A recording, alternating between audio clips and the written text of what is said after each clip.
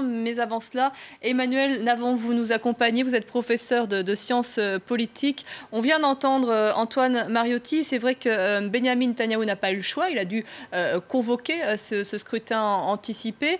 Est-ce que cette incertitude n'est pas finalement en train de l'affaiblir, là où on pensait que peut-être il allait conforter son pouvoir ?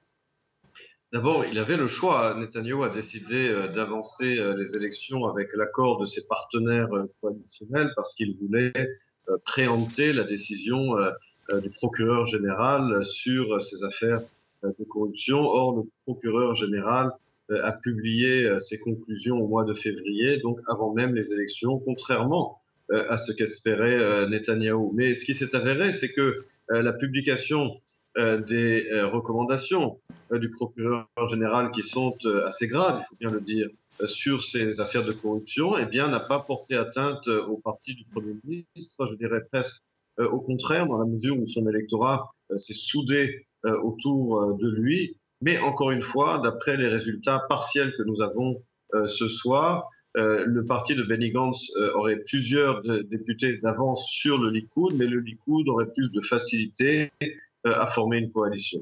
Emmanuel Navon, comment expliquez-vous la longévité de Benyamin Netanyahou? Elle est presque historique, pas totalement encore, on le saura demain.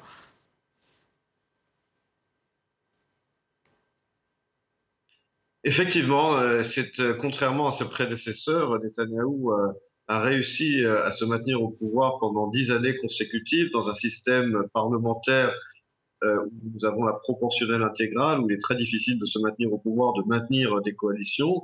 C'est un très fin politique.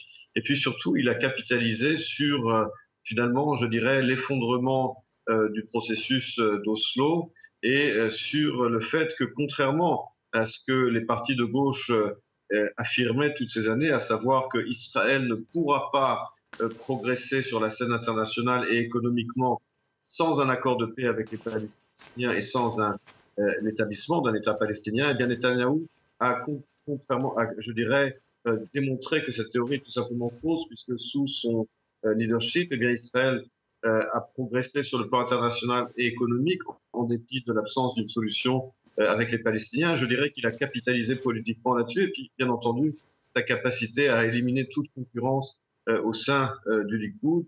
Et donc, il se maintient par défaut, mais là, c'est la première fois effectivement qu'il y a une élection qui le met en véritable ballottage, parce que, encore une fois, il faut être prudent, il faut attendre les résultats définitifs, mais il n'est pas impossible qu'ils ne parviennent pas à former un gouvernement. Donc, il faut encore une fois attendre les résultats demain soir.